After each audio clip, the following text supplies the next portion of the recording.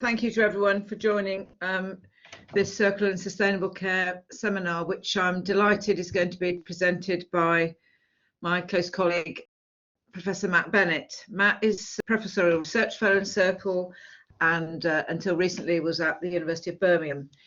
He's also holds a position at the University of Pennsylvania, as some of you may know, where he co-directs the Social Impact Fellowship, which occurs, I think, every summer. And Matt will no doubt be looking forward to the next iteration of that.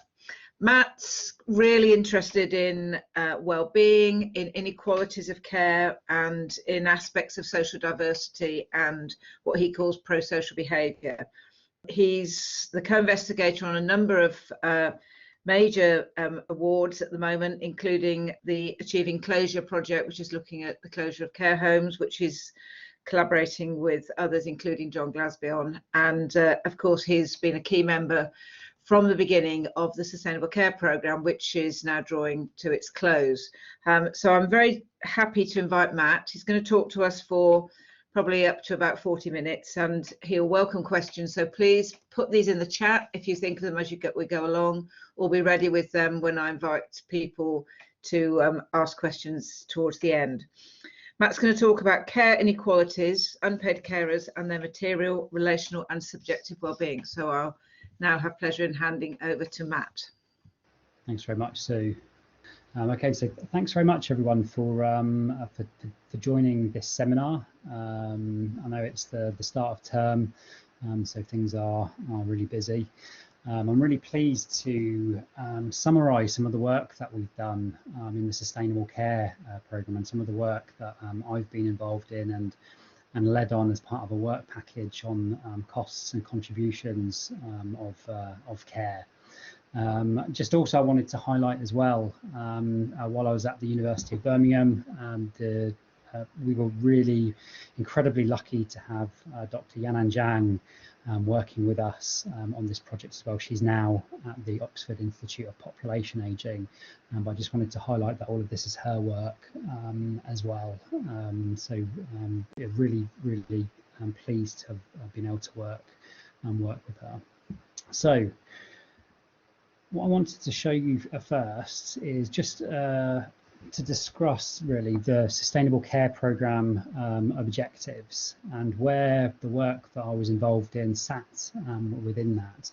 And one of the Sustainable Care Programme objectives was really to think about material, relational, and subjective well-being, what this means for informal carers and formal carers, and what this means for the sustainability of the adult social care system. So I led a work package on the costs and contributions of care, which was mainly interested in individual level and outcomes. So following individuals, so following people over time, looking at their caring responsibilities and looking to see how that impacted on various forms of well-being. And so the substantive questions in this work package were really framed by these programme level objectives, and were really helpful in helping us conceptualise care and caring, and to think about caring over the life course and the impact that this has over time. So what do I mean by unpaid carers? Well, I mean people who provide unpaid care for people with long-term illnesses, disabilities, or due to older age. That should say the Census 2011. According to the Census 2011, about 11% of the UK population provided care. And in the middle of the last decade, unpaid care was valued at around £100 million per year in England alone. So what I'm going to do today is I'm going to jump around a little bit and show you what we've done as a group in terms of thinking about unpaid care and the impacts that impacts on the well-being of unpaid carers over time. So we're going to be looking at employment well-being, people's employment status. We're going to think about their subjective well-being and their objective well-being. So think about health inequalities, and then also some work since the pandemic and the impact that the COVID-19 pandemic has had on unpaid carers. And then I'm going to wrap up a little bit and discuss what I think are some of the implications for moving forward and what I'm excited to be doing as a next step.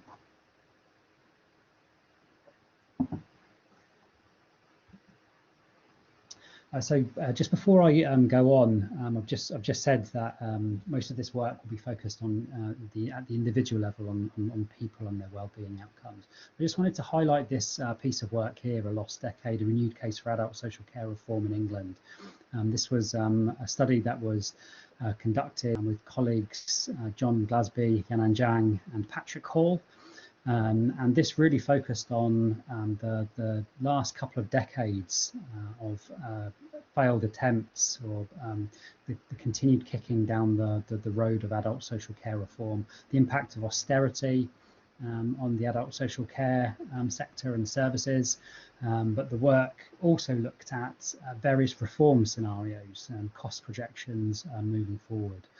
So we looked at these based on a number of demographic changes over time, but also we did a number of thought experiments as well, where we looked at the importance of the local economy when we are thinking about these reform scenarios and what the best reform might be.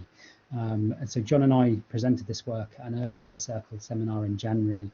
So I'm not going to go too much into the finding of this, but just to say that this was part of that work package. So I'm also just going to quickly describe the data and methods around the people that we're looking at over time here. All the work that I'm going to be showing you is going to be using these data sources, and a lot of the previous work in this area shows that being an unpaid carer has negative impacts on life chances and well-being outcomes over on well-being outcomes. So things like socioeconomic status, health and subjective well-being, and social isolation and loneliness. But what I've found has been really interesting in this area is that most studies typically don't use large nationally representative data sources, and they're typically focused on certain subpopulations, so typically on older people and also those caring for people with specific health conditions, so things like cancers and dementia. So what I was excited to do as part of this program was to look at our longitudinal studies, analyse our longitudinal studies, and look at these impacts over time for the entire population. So I'm going to be showing results from individual level longitudinal data, capturing the life course, capturing people's attitudes and preferences and demographics, and the change in these things as well. So we have a really dynamic picture of care and caring in the UK. I'm going to be using data from 1991 to 2017, contained in the British Household Panel Survey, and also understanding society as well. And this gives us about 260,000 observations, so people over time. So it's a hugely rich data set that's nationally representative. And I'm going to be using, I'm not going to go too much into this. We use a range of panel and multi-level modelling techniques to explore these substantive research questions. So first of all, I wanted to share with you some of the work that we did with our programme partners, Carers UK. And in this project, this was called Will I Care? The Likelihood of Being a Carer in Adult Life. And we produced this in collaboration with Carers UK in line with the work that they were doing for Carers Rights Day in November 2019. And what we were really interested in here is exploring the social profile of unpaid carers. So I'm just going to share briefly some of the main findings, just to sort of contextualise unpaid care in the UK. So we found that 65% of people in the UK, you have a 65% likelihood of providing unpaid care in the UK. So this is something that really does affect an awful lot of people over their lives. Females are more likely, women are more likely to do this than men, 70% versus 60% over time. And a lot of caring happens, or the majority of caring happens in middle age, so between the ages of 46 and 65. But this report highlighted a number of sort of striking social gradients, but one of the biggest ones that that we see again and again in this area of research is around gender differences. So here we calculated the probability, or the 50-50 chance of being an unpaid carer, and we found that females reached this level at the age of 46, whereas males were 57 years old by the time they reached this this likelihood, so a full 11 years later. And this graph here on the very far right sort of highlights some of the things I wanted to look at when we reviewed the literature. You can see here that that caring affects people across the age ranges, and actually the majority of caring happens below the age of 60 or 65.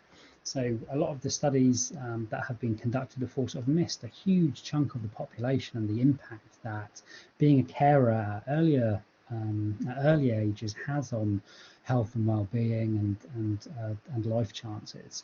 And I guess I think that's really important, because if you're an unpaid carer from your teenage years or from your early 20s, that might have a different impact on you than if you come into if caring begins to affect your life as a 60-year-old. And these things are, there are intersectionality around these kinds of questions as well. So this is heavily impacted by your education and other aspects of your socioeconomic status, where you live.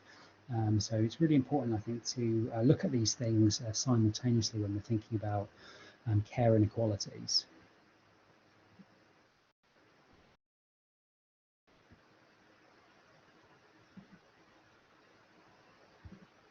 Okay, so the first thing that I wanted, or the next thing that I wanted to look at was, I wanted to begin to get into our more academic work. So we're interested in employment inequalities. And in this paper called At Tipping Point, Care Intensity and Employment Transitions Across the Life Course, we're really interested to know how care affects people's employment. And just to give you some context here, in a report by Carers UK, they find that 1 in 7 people are juggling work and care. 2 million people are carers, and that they've reduced their working hours.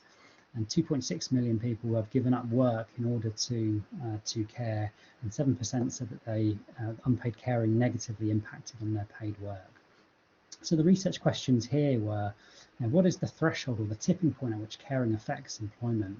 At what point do you change your employment status as a result of your caring responsibilities? How does this vary by sex and by age? And what is the most common employment transition for unpaid carers? So here's a summary table of some of these pathways. Here we have 3 panels. We have A, B, and C. And in this first figure, we have people who reported no change, or who had actually increased their labour market activity over time. And what you can see here is we've broken down these percentages of these probabilities by the caring intensity of people. So people who have no care, they care for 0 to 4 hours, 5 to 9 hours, 10 to 19 hours, etc., etc., etc., until we get to the 100 hours plus group. And what you can see here, there's a very clear gradient that as you begin to as you begin to increase the caring intensity, you're less likely to have said that there was no change, or that you had increased your labour market activity. So in other words, if you have lower intensities of caring, you're more likely to report no change or increase labour market activity. And then we can see this playing out when we talk about people who quitted their job in the second panel B here. We can see that you're more likely to quit your job if your caring responsibilities are more intense, and you perform more hours of care. And then complementary to that, we can see that people who report never having a job we report the same pattern. So you're more likely to say that you never had a job the more hours of care that you do in your life.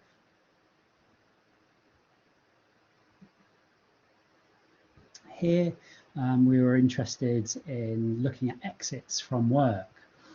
So this is the likelihood of stopping work altogether.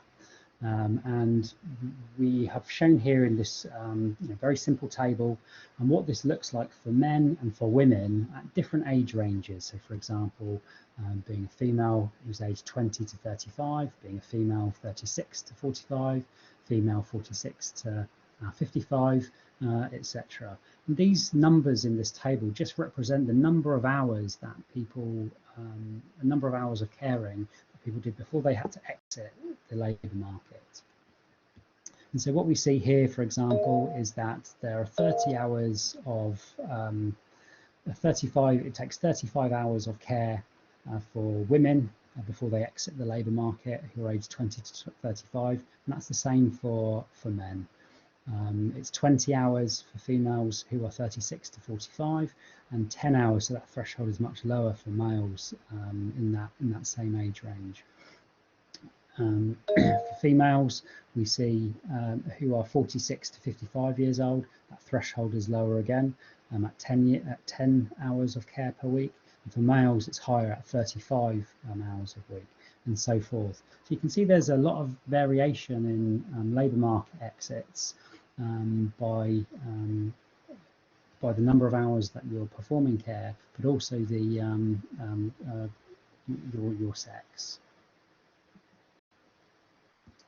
Here is a model which looks at different pathways, so different types of exits. So here, the top of this table, we have exits from full-time to part-time work, whether somebody has quit altogether part-time work or quit altogether their full-time work, and those who have never worked as well. And we can see how this varies for males and females. So these are the relative risks for these people compared to people who don't have caring responsibilities. So I think one of the interesting things is that we're looking for the stars indicate whether these transitions are statistically significant between the carers and the people without caring responsibilities. So you can see here that for full-time work to part-time work, there's no difference for men and women if you're a carer or if you're an uncarer in terms of this transition. But carers are much more likely to quit part-time work and full-time work as a result of their responsibilities, and much more likely to say that they never worked as a result of their caring responsibilities compared to those without caring responsibilities.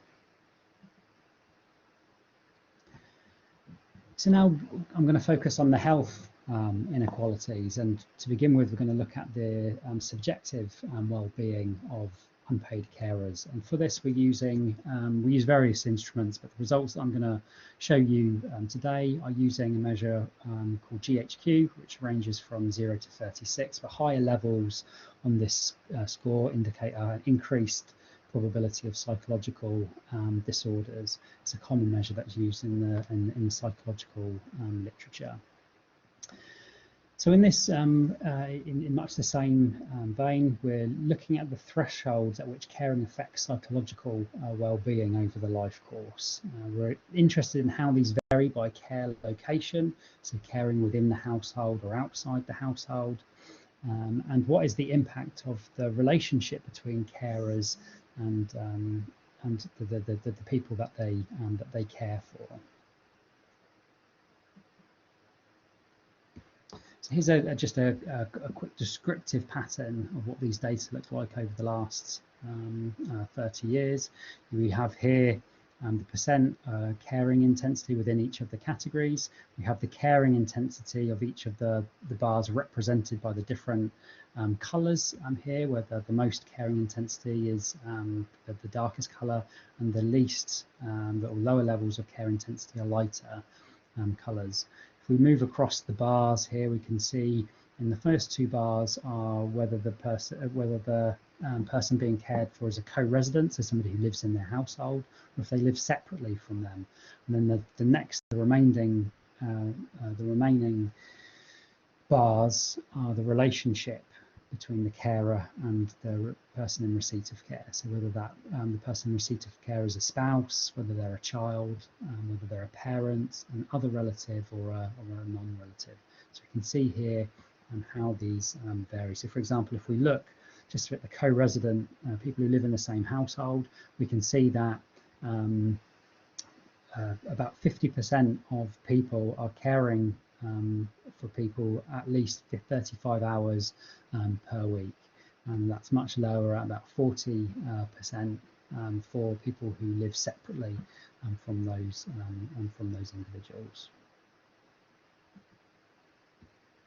So here are our well-being scores and the caring intensity by location of the care provision.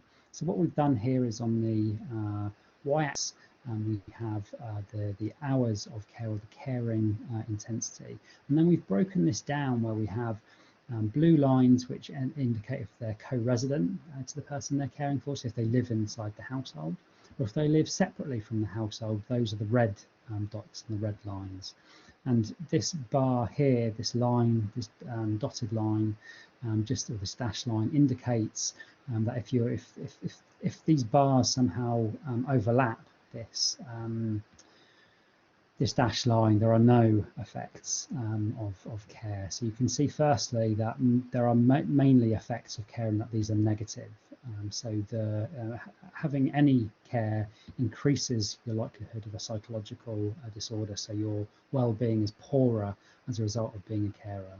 This is the only difference here is for this group of people who care for between 0 and 4 hours, who live separately in the household. This value less than 1 actually indicates that they're happier as a result of their caring responsibilities. But you can see here that as we move down our graph, the lines, or the dots and the lines, begin to shift more to the right, which indicates that as hours of care increase, well-being decreases as a result of that. So your well-being gets worse with the more hours of care that you do. Here we have a graph which looks at the hours of care and the relationship to the care recipient. So again, it's much the same principle. Values above 1 indicate a negative impact of your of the caring hours for that care recipient. Values below 1 indicate an improved well-being. And what we can see here is that when we look at people who care for their spouses, we see that these lines begin to shift further over to the right, and as the intensity of care increases. So this tells us that if you care for a spouse, not only is your well-being going to be negative, or is it more likely to be negative, the more of caring that you do for that spouse, the more detrimental it will be for your well-being. Caring for a child, on the other hand, doesn't seem to have any effect on well-being. You can see that the bars overlap with this dashed line, indicating that there's no effect, except for people who are caring for the highest levels of care, so 50 to 99 hours and 100 hours plus. And just to caring for another relative, these all indicate that there are no statistical relationships. And we see some statistical relationships for the parents. Well-being, there looks like there's a small social gradient where the more hours of care for a parent decrease well-being. But interestingly, in the far line over here, for a non-relative, we actually see that there are no negative or positive impacts of caring for a non-relative across the levels of caring intensity. So again, lots of variation in what we see here, depending on the intensity of care and the relationship of the carer to the person in receipt of care. Here we have another graph which splits carers into location, so whether the carer lives outside of the household or whether they're a co-resident. And we have the hours of care here, indicated by the blue, red, green and yellow lines and dots, which represent less than 10 hours, 10 to 20 hours, 20 to 50 hours, and 50 hours, more than 50 hours. And we can see here that in this location graph on the left, that the more hours of care is associated with reduced well-being. That gradient gets stronger with the more hours of care that you provide. We see that in terms of the relationship, if we go down to the bottom of the graph here, that most of these non-relatives, most of the hours actually result in improved well-being, because these are all below 1, which is quite interesting. Again, the relationship between spouses, if you care for a spouse, that is that tells us that the more hours of care that you're doing for your spouse,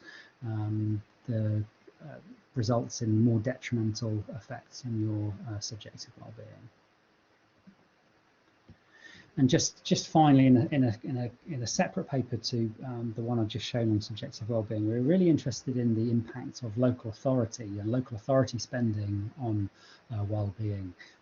So I'm just going to show you this result here, but this basically shows you that if a local authority is spending more money on adult social care, this has impact. This improves well-being. So on the left-hand side of this graph, you can see that GHQ is higher, which indicates poorer well-being for people who live in local authorities with lower levels of who live in lower levels of adult social care spending, and then the inverse, levels of adult social care spending result in improved well-being for people in those local authorities. So this then leads me into, we've discussed employment transition, so material well-being. We've discussed subjective well-being in terms of people's subjective health. I was really keen to think about how caring impacts on objective health measures. So here there's an exciting opportunity, I think, using these data to look at biological responses to caring, and something called allostatic load, which I'll briefly discuss shortly. So we had the questions that we were interested in were, is caring associated with these biological markers of health with allostatic load? We were interested in the location of care, just as we were in the subjective well-being one, so caring in the household versus caring outside the household, the intensity of care in terms of weekly hours, and the type of relationship that the unpaid carer had with the person in receipt of care. And we had biological markers for allostatic load, which is a general measure of chronic stress. So it's wear and tear of the body when exposed to stressful situations over a long period of time. So it's widely used in medicine when studying human psychologic responses to stressors, and we used 5 different kinds of biological markers, biomarkers. We used cardiovascular, metabolic, neuroendocrine, and then immune biomarkers as well.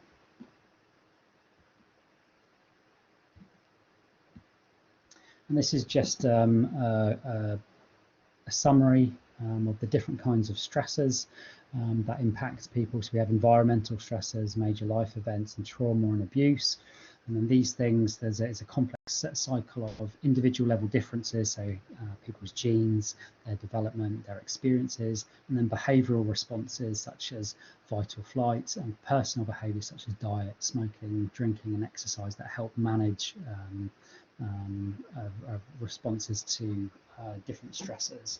So you have psychologic responses, and then we have the process of allostasis and adaptation, and what we call allostatic load. And this is just a complex, this is just a summary of these processes and the role of the hypothalamus pituitary adrenal axis in stress response, just to show you that I haven't made this up, but this is a common model that's used in the medical sciences. So again, We use slightly different analysis for this. We only had cross-sectional data for the biomarkers, slightly smaller sample, so between 7,000 and 12,000 adults. And we used 12 biological analytes, measuring cardiovascular, metabolic, neuroendocrine and immune biomarkers, and then one anthropometric measure as well. We used a 12-point index with clinical cut points for each biological analyte, capturing the chronic stress or poor health. Effectively, an individual, a person, is given a 1 for each of these measures if they exceed that clinical threshold, and then those different 12 analytes are all summed accordingly. So here are the measures that we used for allostatic load, and we have the type of measure here, so neuroendocrine, immune, metabolic, cardiovascular and anthropometric. We have the different biomarkers that capture those types, so DHEAS, for example, for the neuroendocrine, C-reactive protein for the immune type, and fibrinogen and insulin growth factor 1 as well for the immune. Metabolic was HDL, total cholesterol, triglycerides, and HbA1c. And for cardiovascular measures, we had pulse rate, systolic blood pressure, diastolic blood pressure, and then for anthropometric, we used a measure of body mass index. Here you can see the application of each of these analytes. So, for example, C-reactive protein is an indicator of inflammatory load. DHEAS is associated with cardiovascular health, and then we have the clinical cut points that were used for the analysis. And just to also say that in these models that I've been presenting, these are all multivariate models. So we have been adjusting these models for all of these characteristics that we think explain care and caring and various life chances and outcome measures. And I just wanted to highlight this for this paper, just because we had to include a number of biological controls as well, because obviously people's objective health is affected by a number of biological characteristics and things that vary between people. So, for example, the method of extracting the blood, the length of time the blood was stored, the time of day the blood was drawn, whether they'd eaten in the previous 30 minutes, inflammatory medications, statin medications, aspirins, contraception or hormone replacement therapy, etc. So in all the models and all the figures that I've shown you, there's a lot going on behind the scenes, and so we can hopefully identify the real impact of care and caring on these outcomes, and that it's not one of these things that we might have missed. That's not to say that we haven't missed other things, of course. So here are our results here. So what we're looking for again are stars, and these indicate that they're statistically significant. So on the left-hand side of this table, we have our key components of care, or characteristics of care. So the care location, for example, whether they cared in a household or cared outside of the household, the number of caring hours from the respondent, the relationship of the respondent inside the household, and then the relationship of the respondent outside of the household as well. So in terms of this first model, model 1, we can see that caring outside the household is positively related to our measure of allostatic load. So we know that because it's a positive number, and it's also statistically significant. So this tells us that if you care for somebody inside the household, you're more likely, or you have a higher allostatic load as a result of that. But caring outside of the household for somebody is not associated with a change in allostatic load. In terms of caring intensity and the number of hours, we can see here that these positive numbers get bigger as we move down the rows. And they also become more statistically significant as well, sort of indicating that there's a dosage effect. As people begin to do more caring, it's associated with a bigger impact, a bigger negative impact on their allostatic load. Caring for people inside the household, it's supporting some of the subjective measures that we had in the previous paper. We see that it's only caring for a spouse which impacts on our allostatic load. If you care for a spouse, it has an increase in allostatic load, so a negative impact on your well-being and your objective well-being.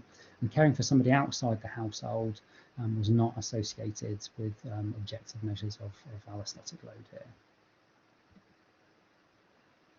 So we also have done work as part of this programme on the impact of the pandemic on caring. So what I've shown you using 30 years of data are that there are quite significant impacts on well-being outcomes. And what in a nutshell, what we found in our COVID reports, which we wrote 3 of in collaboration with our program partners, one on hunger and mental well-being, one on financial well-being, and one on loneliness and the use of services, was that these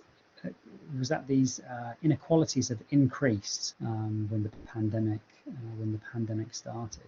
And I think what I wasn't surprised to see was that there's a large gender gradient, where females were more affected across time than males were. Carers were impacted more than people who didn't have caring responsibilities. But one of the more surprising things that we found in these studies was that young people were really affected to a much greater extent than people middle age or of older age. So here is a summary of just 2 of those reports. So we saw that in terms of hunger, we saw that females were twice as likely as males to report being hungry in the household, and that carers aged 17 to 45 were much more likely to be affected by hunger than other age groups. Females were twice as likely to report using a food bank compared to males as well. And then this younger age group, again, 8% said that they were especially likely to live in a household that used a food bank. And we saw really large decreases in mental well-being as well across that time for younger people, for carers for younger people, and for females. I'm just going to skip through some of these findings. So in summary, we've seen across the programme that unpaid care is associated with a wide range of inequalities that vary by background, time and place, and that these inequalities have increased since the pandemic. So it raises a number of questions. How can we raise awareness of this as a community, as a research community, and as a policy and practice community? And how can we identify and support unpaid carers? Something when we talk to Carers UK, and something in the literature that I was really surprised to hear was that actually it takes an unpaid carer at least 2 years before they start recognising themselves as an unpaid carer. And so here we've sort of highlighted a number of the ways that being an unpaid carer, what the inequalities are associated with that, with those responsibilities. So I think it's really important to think creatively about mechanisms through which we can identify carers, so that we are able to identify them more quickly. We're able to give them the information that they need from a local authority, and give them the support and services that they might require. So I just wanted to also here just highlight some recent work that we did, funded by AHRC, which was called Carers Count, where we created 4 videos highlighting the importance of unpaid care. There's an unpaid care question in the census, and the importance of identifying and making sure you tick that box if you were an unpaid carer and you performed any of the activities that we outlined as part of that work. But it was also interesting because we were able to interview experts about how the census has helped them with the work that they do and the evidence-based decisions that they make over time. And also we had carers reflect on their own circumstances and their own history and how they first became to understand that they were carers. And a lot of them hadn't realised that they were caring for a long time, supporting what we saw in the literature and what we see with when we talk to our programme partners, Carers UK.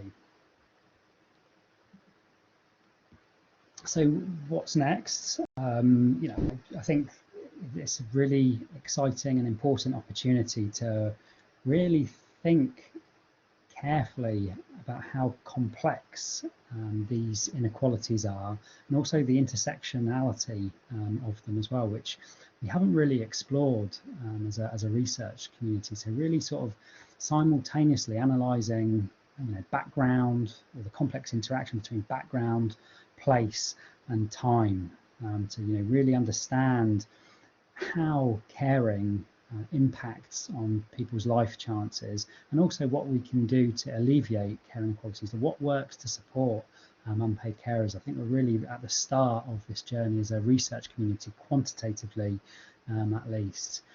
I think the other exciting opportunity that we've been working on as part of Sustainable Care Programme and moving forward is thinking about the data infrastructure that's available to policymakers and to other researchers and to charities and local authorities and different different stakeholders within the sector.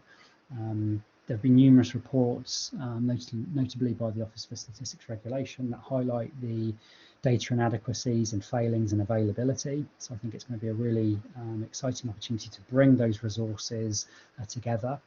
I think that there are the adult social care sector lags behind other substantive areas such as healthcare and education in terms of the provision of data, the linkages that are going on, and the capacity to be able to analyse these data.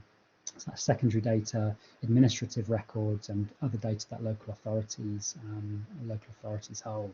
I think one of the things that has really changed how I have worked as an academic is the importance of co-production and working with partners and people who are affected by care and caring.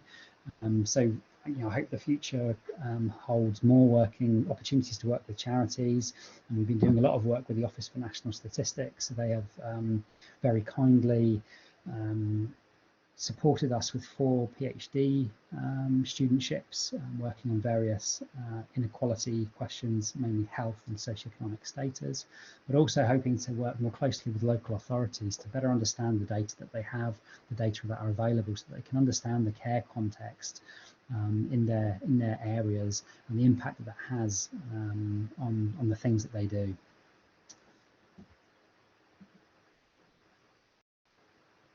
So that's the end of my seminar.